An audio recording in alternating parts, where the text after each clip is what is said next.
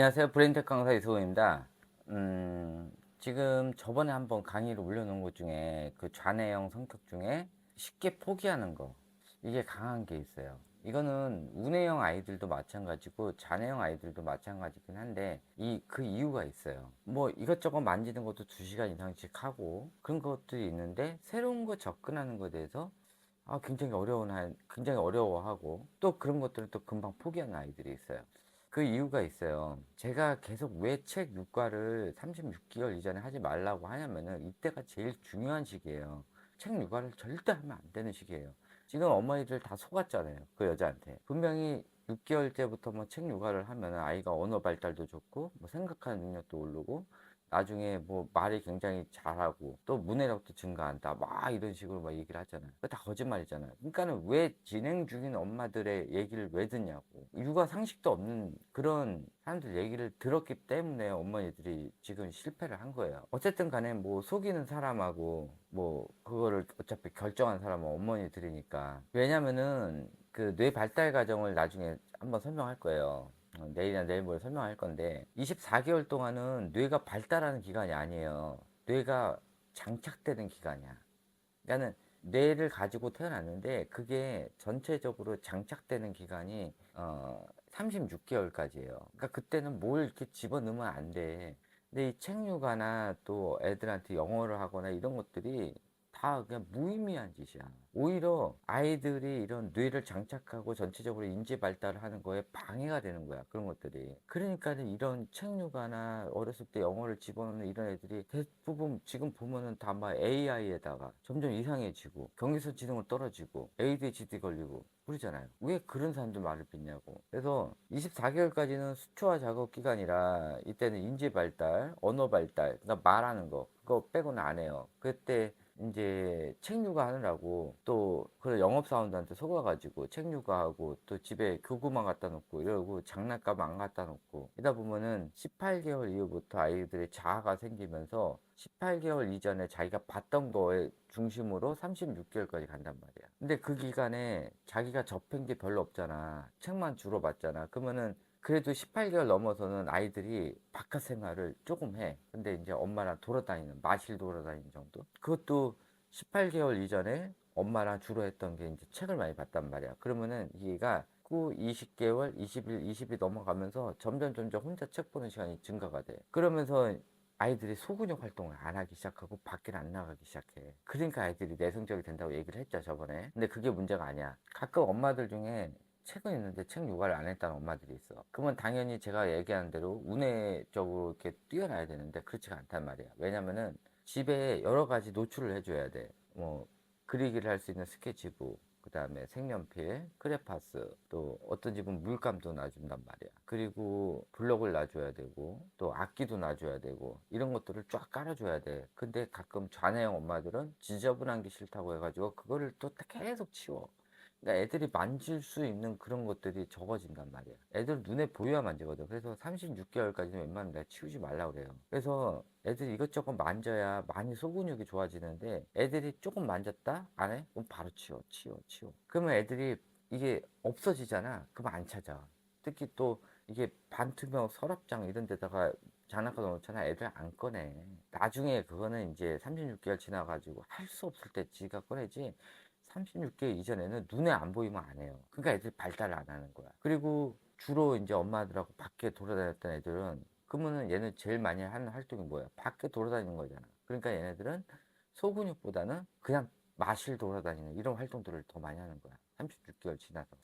그러니까 소근육 활동들이 또 낮은 거야. 거기다가 이제 또 아이가 책을 많이 보니까는 또 책 활동을 거기다가 해가지고 또 영어까지 집어넣고 또 숫자도 막 집어넣고 하다 보니까는 순간적으로 딱 1년 정도 애들이 굉장히 똑똑해 보여. 순간적으로 그런 현상이 일어나요. 근데 실질적으로는 이건 순간적으로 반짝하는 현상이고 나머지 부분은 굉장히 안 좋은 현상이지. 소근육도 안 좋지. 뭔가 뭐 특별하게 하는 건 없지. 생각하는 능력이 된다고 분명히 책 육아를 했는데 생각하는 능력도 안 되지. 창의적이지 않지.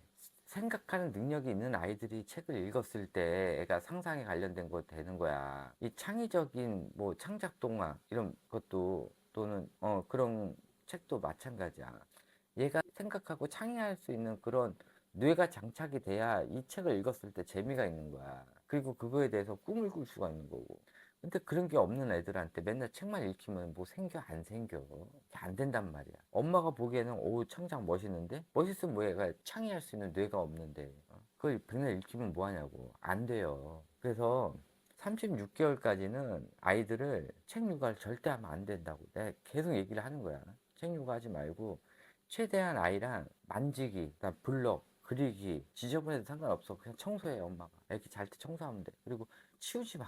애기 맨 마지막에 잘 때 한번 치워. 36개월까지는. 그래야 애들이 똑똑해져. 그리고 엄마랑 좀 같이 해. 뭐 애들 하는 거 구경만 하지 말고. 그렇게 해야 애들이 똑똑해져요. 그래서 36개월에 엄마랑 제일 많이 한 활동부터 애들이 하게 돼요. 근데 36개월부터는 아니고 보통 그게 18개월 이후부터 조금씩 보여.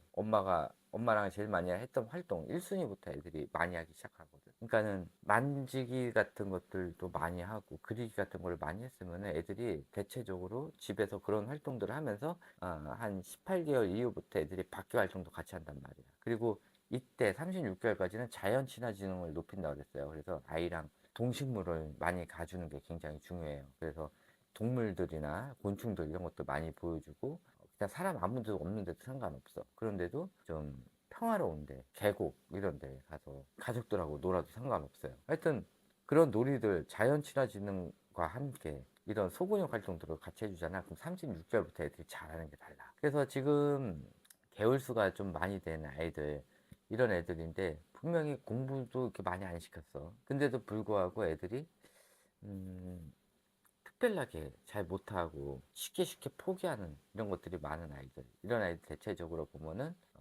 36개월 이전에 많은 활동들을 안 한 거야. 이런 소근육 활동들을. 그러다 보니까는 자기가 할 수 있는 거 하나만 하다 보니까는 다른 활동들에 대해서 약간 거부 반응이 생기는 거예요. 그렇게 해가지고 애들이 이제 안 하려고 하지. 그래서 학교 가기 전에 이런 아이들 여러 가지 활동들을 엄마랑 좀 같이 해야 돼. 이때는 이제 엄마가 좀 공부를 해야 돼. 그래서 아이랑 클레이 활동도 같이 하고. 그래서 엄마가 기본 초급 단계 이상은 할 줄 알아야 돼. 그래서 아이랑 같이 해야 그나마 해요. 그러니까 얘한테 만약 클레이를 시키겠다. 그럼 엄마가 클레이를 웬만큼 할 줄 알아야 돼. 얘한테 음악 활동 시켜야 되겠다. 그럼 엄마도 음악을 웬만큼 해야 돼. 이때는 그렇게 해야 돼. 정 안 될 때는. 그리고 종이접기 시키겠다? 그럼 엄마가 종이접기 웬만큼 만들 줄 알아야 돼. 얘기 자는 동안 그런 걸 연습을 해야 돼. 1시간씩 매일. 그렇게 해가지고 아이랑 같이 해서 그렇게 해서 많은 활동들을 시켜줘야 돼요. 7살이라도. 그렇게 해야 되는데 또 피곤해서 그거 어떻게 해요? 그럼 난 또 할 말이 없는 거지. 그러니까는 엄마가 그런 것들을 좀 해야 돼. 그래서 아이랑 같이 이런 걸 해야 아이가 웬만큼 레벨이 되잖아. 그러면은 이것저것 많이 하잖아. 그래도 그거는 괜찮아. 못하는 것보다 나으니까. 그래서 그렇게 해서 웬만큼 좀 하다 보면은 그래도 어떤 거 하는 거에 대해서 거부 반응은 많이 없어져요. 그래서 7살이면 학교 들어가기 전에 최대한 그런 활동들을 많이 해주고 그거는 이제 저녁 활동이고 토요일 일요일 날은 웬만하면 이제 엄마 아빠랑 같이 가족 여행 같은 거 많이 다니고 공부는 애가 한글 읽을 줄 알고 또 기본적인 연산을 할 줄 안다 그러면 더 이상 하지 마. 할 필요 없어. 그게 중요해. 얘 전체적인 우뇌 활동에서 생각하고 사고력이 더 중요한 거지. 그러니까는 그것들을 더 먼저 해야 되니까 그렇게 해가지고 아이들 마지막 7세 육아 그런 식으로 하는 거야. 그렇게 해가지고 학교를 보내야 돼요. 6세면은 6세부터 또 그렇게 하고 집에 좀 책 좀 딱 보는 책 20권만 빼고 다 치워 좀 제발. 그 애들 보지도 않는 책도 왜 이렇게 가득가득 쌓아놓냐고. 그리고 애들 보면 안 되는 왜 과학 관련된 그런 것들을 왜 보냐고. 그러니까 애들 맨날 그림이나 보고 있지. 그리고 책 보는 애들 심심하니까 맨날 유튜브 본단 말이야. 그리고 엄마가 또 유튜브 뭐 패드 이런 거 같이 뭐 해주더만. 애들 미디어 중독 걸리니까 이런 아이들이 맨날 과학 관련 거 그림 보면서 그러니까 사진 보면서 그거를 대리 만족을 하는 거야. 중독 걸리는 거예요. 뭐책 중독에 책에 있는 미디어 중독에 또 실질적인 또 미디어 중독까지. 이건 완전히야. 책 육아 하다 보니까는 애들이 지금 엉망진창이 돼버렸잖아. 패드 학습 제발 하지 말라니까 왜 이렇게 하는 거야? 애들이 뭐 공부용은 괜찮아? 그 누가 하는 소리인데 걔네 업체가 하는 소리야. 왜 그걸 왜 믿냐고. 그리고 그 조기교 유튜버들 돈벌이 하는 애들 그 애들 왜 믿어? 왜 교수들 말을 왜 안 믿냐고. 그리고 영어 영상 보면서 하라는 그 또라이들 말을 왜 믿냐고. 그런 거 하지 마요. 제발 그런 거 좀 하지 마. 뭐 교육용이면 좋다는 거는 지네들 얘기야. 하나도 안 좋아요. 뭐 외국에서 한다느니 뭐니 그 또라이들 외국에서도 그 또라이들 하는 애들 있어요. 일부 그걸 그대로 가져와가지고 외국에도 한다고.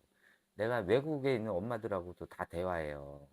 맨날은 아니지만 그래도 한 달에 한두 번씩 외국에서 카톡 보면은 그쪽 어떤 애가 항상 물어보거든. 안 해. 다 거짓말이야. 그 외국 논문 가지고 하는 거 그거 하나도 믿지 마. 그 가끔 거기도 또라이 같은 애들이 있거든. 그런 애들이 만든 논문들 그 다 얘기해 주는 거야. 그거 하나도 믿지 말아요. 외국에서도 그 6살, 7살 때까지 그 책 육아도 안 해. 그런데 뭐 그런 데서 가져온 논문 가져다가 왜 우리 애 6개월짜리 애들한테 왜 시키냐고. 완전 개사기지 그게.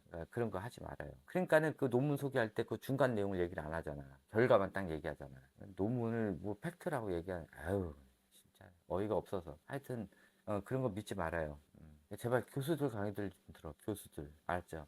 하여튼 애들이 지금 이런 현상이 일어나는 거 좀 잘 알아보시고 엄마가 좀 하는 것만큼 애가 성장하니까 엄마도 같이 공부 좀 하시고 같이 이런 운외 활동도 아이랑 같이 좀 해보시라고. 그러면 아이가 이런 금방 포기하는 거 이런 것들이 많이 줄어들 거예요. 네, 이것으로 강의 마치도록 하겠습니다. 네, 감사합니다.